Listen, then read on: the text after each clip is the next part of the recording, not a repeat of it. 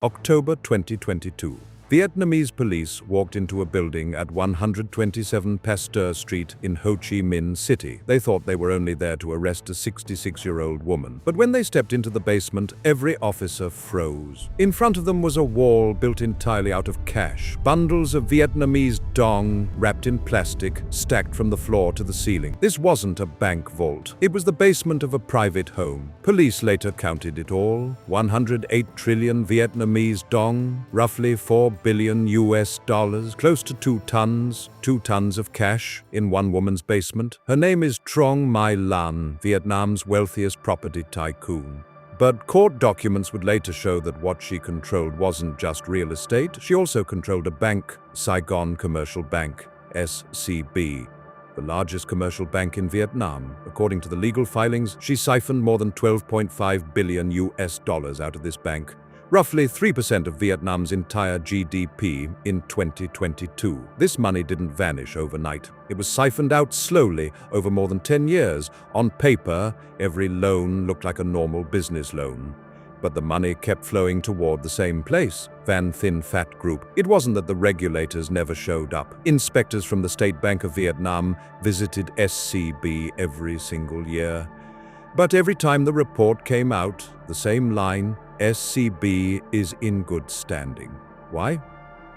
Because prosecutors later revealed something. The people doing the inspection, starting from the lead supervisor and working down, 24 of them in total, were all on Truong My Lan's payroll. The people whose job it was to shut the door chose instead to stand at the door and keep watch for her. So the strangest part of this story isn't how much money she took. It's how she managed to keep this whole operation running in plain sight for so many years. To answer that question, we have to go back to 1986. That year, Truong My Lan was 30. She was just running a small cosmetics stall at Ben Thanh Market in Ho Chi Minh City. In 1986, Vietnam launched its market reforms. Private businesses could finally exist. But there was one thing Vietnam never really opened up: land. Vietnam is a socialist state. The land belongs to the state. Who gets a land use right, which plot, how big? It doesn't come down to how good you are at business, it comes down to who you know. For an ordinary person, this is a wall. For Truong My Lan, it was a door. Because her family lived in Cholon, the Teochew Chinese quarter in the southwest of Ho Chi Minh City. And in this tight-knit business community, Truong My Lan met someone who would change her life, Le Tan Hai. Their families had known each other since childhood. Le Tan Hai would go on to become party secretary of Ho Chi Minh City and a member of the Politburo, one of the most powerful men in the city. And what he controlled wasn't ordinary resources, it was land. From that moment on, the fortunes of Truong My Lan and Le Tan Hai became deeply intertwined. Throughout the 1980s and 2010s, Le Tan Hai held senior positions in Ho Chi Minh City, eventually serving as party secretary and a member of the Politburo. During the same period, Van Thin Phat grew from a small company into one of the largest property empires in Ho Chi Minh City. David Brown, a retired American diplomat who lived in Vietnam for decades, put it this way to the Daily Beast: "For over 2 decades, the Hai Machine and Ms. Lan's Van Thin Phat empire took good care of each other." Meanwhile, the skyline of Ho Chi Minh City slowly filled with Van Thin Phat buildings, including Sherwood Residence, the building where the police found those 2 tons of cash. By 2010, Truong My Lan was the wealthiest woman in Vietnam. But real estate has one very real problem. It looks rich on paper, but it's almost always short on cash. Once a property empire grows past a certain size, every developer ends up asking the same question: where is the next round of cash going to come from? Normally, a developer borrows from a bank, but a bank does due diligence. It checks whether you can repay, and the moment the bank says no, your entire empire grinds to a halt. The best solution? Own your own bank. A bank where you call the shots. No one to answer to, no one telling you no. And in 2011, that opportunity walked right up to her front door. In 2011, 3 banks in Vietnam's financial system were in trouble. The State Bank of Vietnam stepped in to coordinate the merger. The new entity was Saigon Commercial Bank, SCB. To the outside world, this was a financial restructuring. To Truong My Lan, this was the door opening. Of course, you can't just walk in and buy a bank. Vietnamese law sets a strict limit. No individual can hold more than 5% of a bank. On paper, Truong My Lan followed the rules. She personally held only 4.9%. But she also recruited 73 nominee shareholders, relatives, friends, employees. Each one signed paperwork saying the shares were theirs. Court documents later showed she actually controlled 85.6% of SCB. By early 2018, that figure had climbed to 91.5%, which means on the surface, SCB had 73 shareholders. In reality, all 73 of them did what she said. Every decision was hers. From this moment on, SCB was no longer behaving like a normal bank. A normal bank takes depositors' money and lends it to people who can pay it back. SCB was taking depositors' money and channeling it straight into Van Thin Phat. Between 2012 and 2017, Truong My Lan arranged 304 borrowers and 368 loans. By 2022, with interest, just these alone owed SCB roughly $5.28 billion. From the outside, SCB still looked like a bank, but on the inside, it had quietly turned into a feeding tube, not feeding the market, feeding Truong My Lan's property empire. Money on this scale cannot move without being seen. So the real question is this: once they saw it, what did they do about it? By 2017, lending from SCB to companies tied to Truong My Lan had grown to more than half of the bank's entire loan book. A ratio like that automatically triggers a special inspection. The person they sent was named Du Thi Nan.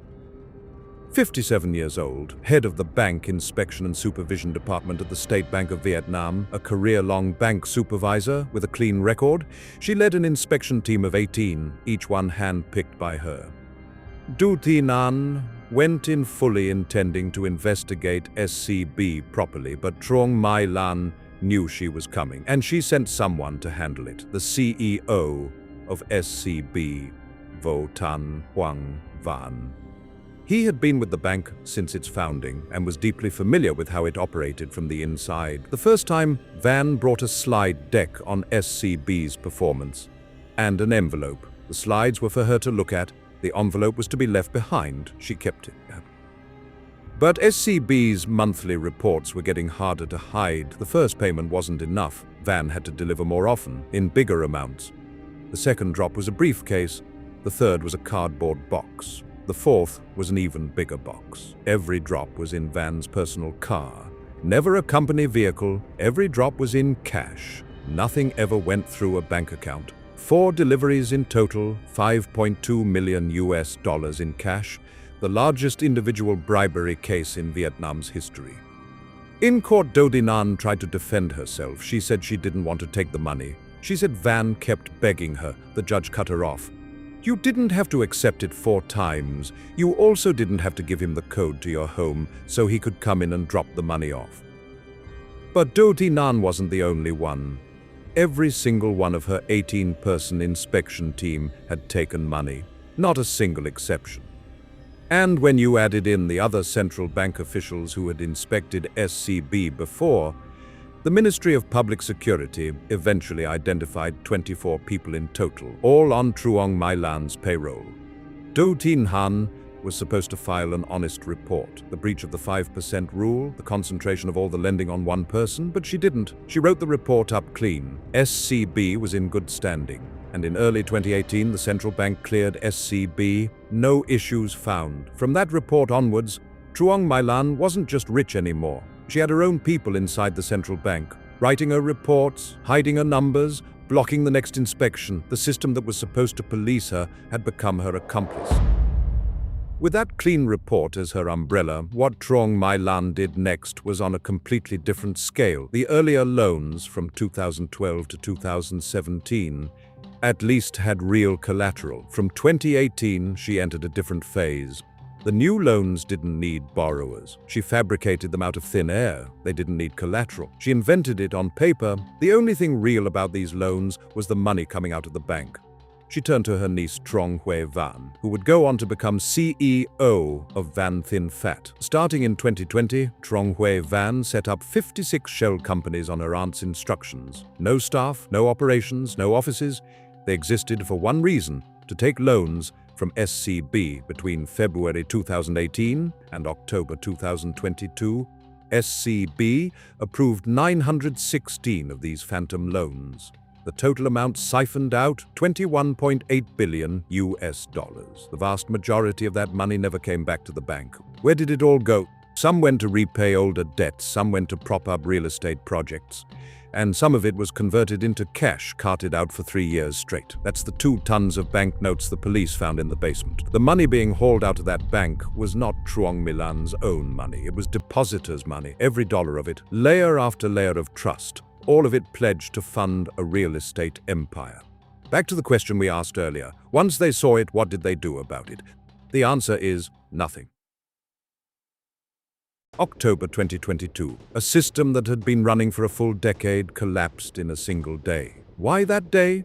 Because 3 things happened at once. The first thing, her political protection started slipping. In March 2020, the Central Committee of the Vietnamese Communist Party stripped Le Tan Hai of his position as Ho Chi Minh City Party Secretary for the 2010 to 2015 term, over an earlier land scandal at Thu Thiem. To be clear, Le Tan Hai himself has never been criminally charged. But for Truong My Lan, a long-time political ally was gone. The second thing, her real estate cash flow started drying up. After COVID, the property market collapsed. Projects weren't selling, rents weren't coming in. The pyramid she had built was rotting at the foundation. And here's the irony: the colder the property market got, the more cash she was hauling out of SCB. The third thing, the anti-corruption campaign. Vietnam's top leadership had launched the so-called blazing furnace. By 2022, even cabinet ministers were being arrested. People who used to speak up for Truong My Lan stopped speaking. October the 6th, 2022, the police walked into Sherwood. The moment news of her arrest broke, SCB branches across Vietnam were hit by a bank run within 2 days. The bank was on the brink of collapse. The State Bank of Vietnam had no choice but to step in. In the end, it injected roughly $24 billion to keep SCB upright. 6% of Vietnam's entire annual GDP, a quarter of the country's foreign reserves. Where did that money come from? The central bank has never spelled it out publicly, but during that period, Vietnam's money supply expanded by an extra $82 billion. The dong fell in value. Inflation climbed to 4.4%. But these weren't just numbers. Take, for example, a 60-year-old grandmother who put her pension into SCB, installment by installment. She wanted to save it for her medical bills in old age and for her grandchildren's schooling. In the end, 97% of those deposits vanished, and there were 40,000 people like her. The cost of rescuing SCB was ultimately pushed onto ordinary Vietnamese families. March the 5th, 2024. The trial began. 27 days, 86 defendants. The case files alone weighed 6 tons. When the trial reached the stage of dealing with seized assets, Truong My Lan made a request to the judge. She asked to keep 2 handbags, 2 albino crocodile Hermes Birkin Himalayas. Combined value, roughly $367,000. She said she wanted to leave them to her children and grandchildren. The judge said no. Those bags were bought with stolen money. April the 11th, 2024. The judge read out the verdict. Every person in the courtroom fell silent, because everyone knew this verdict would be written into the history books of Vietnamese law. Violating banking regulations, 20 years. Bribery, 20 years. Embezzlement, death. Combined under Vietnamese law, the final sentence, death. It was the first time in the history of modern Vietnam that anyone had received a death sentence for a financial crime. The court did leave her one way out. If she paid back $11 billion, the death sentence could be commuted to life imprisonment. But she stood in court, in tears, and told the judge she simply couldn't pay. Every house, every hotel, every bank account had been seized. The judge wasn't moved. The death sentence stood. At the time, almost everyone watching this case believed she was going to die. But the story doesn't end there. Today, Truong My Lan is 70 years old. She's in a Vietnamese prison of the people who went down with her. Her husband Chu Nap Ki got 9 years. Her niece Truong Hui Van got 17. Du Thin Han got life. The $11 billion the court ordered her to pay back. She hasn't paid back a single cent. So, was the death sentence ever carried out? No. Because on June the 25th, 2025, Vietnam's National Assembly passed a new law. By 429 votes to 10, they abolished the death penalty for embezzlement. The law took effect on July the 1st, and any unexecuted death sentence was automatically converted to life imprisonment. And that year, Truong My Lan happened to still be alive. The Truong My Lan case was never something one woman could pull off alone. The whole system watched it happen, and the whole system just looked away. One guy approved a loan, one guy lent his name, one guy took the cash, one guy made the paperwork look clean. None of them thought it was a big deal. 24 inspectors, 73 shareholders. Every single one of them saw it and stayed quiet. Here's the question worth sitting with. If you'd been part of it, would you have been the one to say no? I'd genuinely like to know. Leave it in the comments. This is Asia Decoded.